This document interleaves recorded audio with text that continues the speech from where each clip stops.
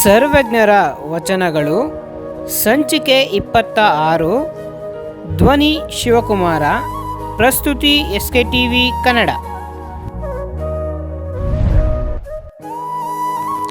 ಹೆಣ್ಣಿನ ಹೃದಯವ ತಣ್ಣಗಿಹ ನೀರಿನ ಬಣ್ಣಿಸುತ್ತ ಕುಣಿವ ಕುದುರೆಯ ನೆಲೆಯ ಬಲ್ಲಣ್ಣಗಳು ಯಾರು ಸರ್ವಜ್ಞ.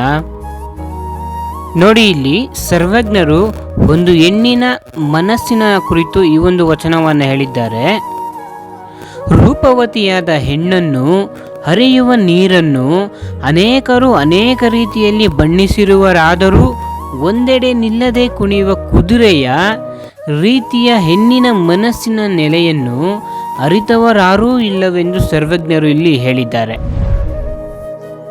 ನಲ್ಲೆಯನ್ನು ಒಲ್ಲೆಂಬ ಸೊಲ್ಲು ನಾಲಿಗೆ ಒಲೆಯು ಬಲ್ಲಿದನು ಶ್ರವಣ ಸನ್ಯಾಸಿ ಇವರುಗಳು ಎಲ್ಲಿ ಉದಿಸಿಹರು ಸರ್ವಜ್ಞ. ನೋಡಿ, ಈ ಒಂದು ವಚನದಲ್ಲಿ ಸರ್ವಜ್ಞರು ಹೇಳುತ್ತಾರೆ, ಹೆಣ್ಣನ್ನು ಬೇಡವೆನ್ನುವ ಬಲ್ಲಿದನೇ ಆಗಲಿ, ಜೈನನೇ ಆಗಲಿ, ಬೌದ್ಧನೇ ಆಗಲಿ ಅಥವಾ ಸನ್ಯಾಸಿಯೇ ಆಗಲಿ ಹುಟ್ಟಿರಲಾರರು. ನಲ್ಲೆಯನ್ನು ಬೇಡವೆಂದೇಳುವವನ ನಾಲಿಗೆ ಒಲಸು ಎಂಬುದಾಗಿ ಸರ್ವಜ್ಞರು ಇಲ್ಲಿ ಹೇಳಿದ್ದಾರೆ.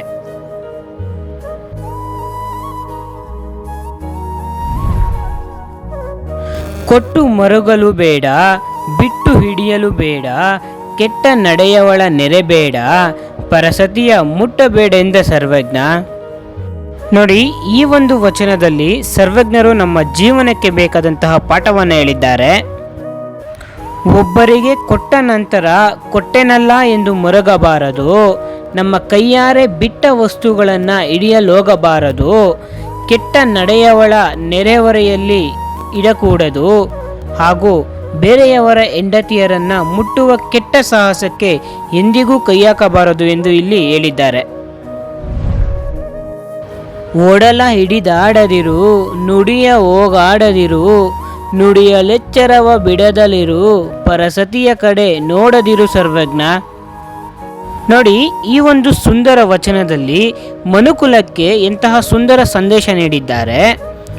ಇಂದ್ರಿಯಾದಿಗಳನ್ನು ಹಿಡಿತದಲ್ಲಿಡು, ಆಡಿದ ಮಾತನ್ನು ತಪ್ಪದಿರು, ನಡವಳಿಕೆಯಲ್ಲಿ ಎಚ್ಚರದಿಂದಿರು, ಹಾಗೂ ಪರಸತಿಯ ಸಹವಾಸವನ್ನು ಎಂದೂ ಮಾಡದಿರು ಎಂಬುದಾಗಿ ಸರ್ವಜ್ಞರು ಇಲ್ಲಿ ತಮ್ಮ ಮಾತಿನ ಮೂಲಕ, ತಮ್ಮ ವಚನದ ಮೂಲಕ ಜಗಕ್ಕೆ ಸಂದೇಶವನ್ನು ನೀಡಿದ್ದಾರೆ.